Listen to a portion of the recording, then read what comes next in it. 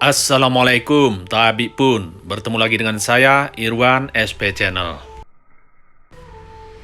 Para pemirsa Kopista dan Kopi Lover, kali ini kita melihat kebun yang baru dirombak 2 tahun yang lalu. Kebun ini pada awalnya sangat rimbun sekali dengan penuh pepohonan penaung dan juga ranting-ranting atau cabang-cabang tua yang dibiarkan begitu saja. Selama bertahun-tahun, kebun ini berproduksi kurang dari 1 ton per hektar saat buah bagus dan kurang dari setengah ton per hektar saat buah biasa saja. Tahun pertama yang dibuang adalah pohon-pohon penaung, kemudian ranting-ranting kopi yang udah tua dan kurang produktif dibuang secara keseluruhan sehingga meninggalkan ranting-ranting B1 dan B0 saja.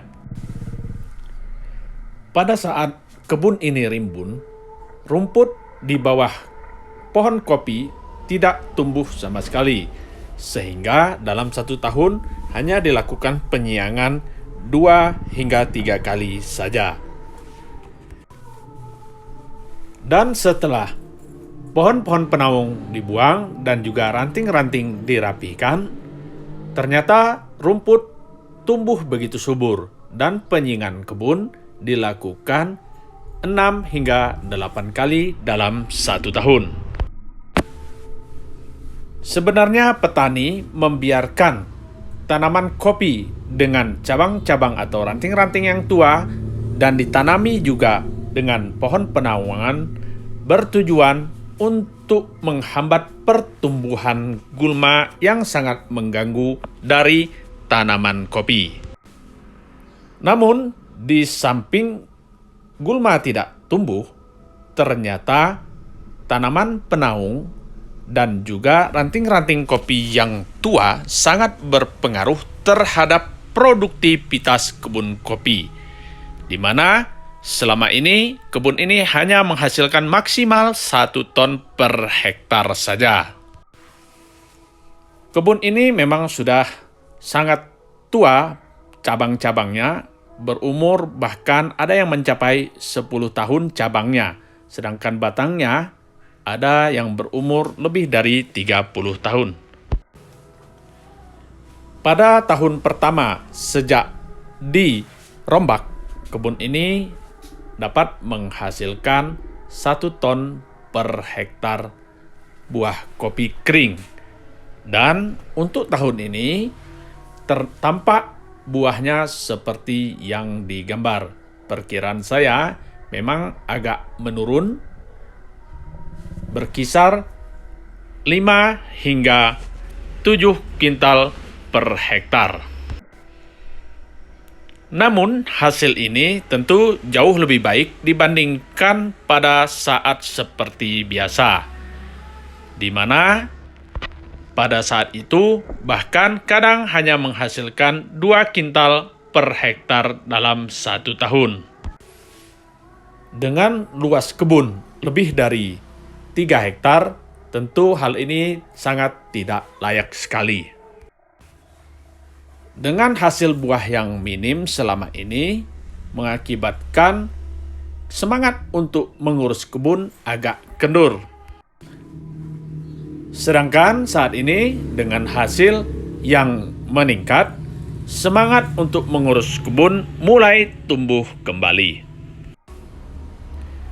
Pohon-pohon mulai ditata, dirapihkan, dan mulai dipelihara B0 sesuai dengan waktu dan dengan jumlah yang telah ditentukan. Untuk klon-klon yang kurang produktif dan tidak cocok dengan cuaca yang dingin, diganti dengan klon-klon yang lebih tahan terhadap cuaca ekstrim. Dengan demikian, diharapkan 1 hektar dari kebun ini akan menghasilkan paling tidak 1 ton untuk musim yang kurang baik dan mencapai 2 ton lebih untuk musim yang baik. Penggantian klon-klon baru sudah menampakkan hasilnya. Buah terlihat begitu gembel dan juga pohon-pohon sudah mulai tampak segar dan subur. Ditambah dengan pemupukan 2 kali 1 tahun, walaupun jumlahnya belum sebanyak yang ditentukan, yaitu sekali pupuk antara 1,5 kintal hingga 2 kintal pupuk NPK Ponska. Kegiatan pemupukan juga sudah menampakkan hasilnya, di mana tunas-tunas mulai tumbuh dengan subur dan buah tidak banyak yang mengalami kerontokan.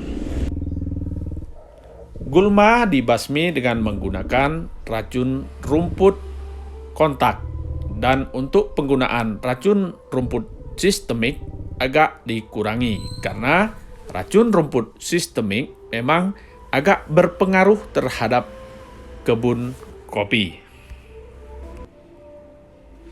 Terdapat juga bagian di kebun ini yang tanahnya sudah mulai tandus atau disebut oleh petani setempat dengan tanah yang sudah mati. Tanah yang seperti ini diberikan perlakuan yang khusus, yaitu dicangkul kembali dan kemudian ditaburi dengan dolomit. Tujuannya adalah untuk menetralkan kadar asam pada tanah tersebut. Dengan kadar asam yang netral, maka unsur-unsur hara ataupun pupuk dapat diserap maksimal oleh tanaman, sehingga tanah yang tadinya mati dapat terlihat subur kembali.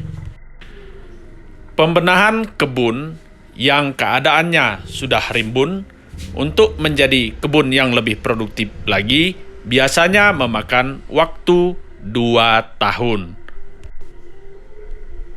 Baik itu perombakan tanaman dengan pemangkasan dan penyambungan kembali, ataupun dengan penanaman yang baru.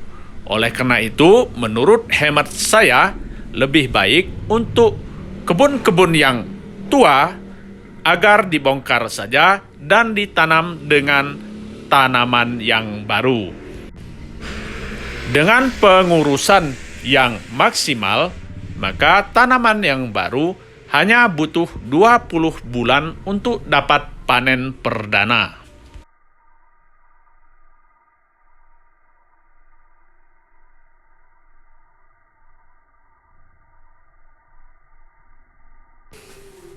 Baik para pemirsa Kopista dan Coffee Lover, sampai di sini video kali ini, semoga dapat bermanfaat bagi kita semua. Jangan lupa like, share, komen, dan subscribe. Sampai bertemu lagi pada video-video berikutnya.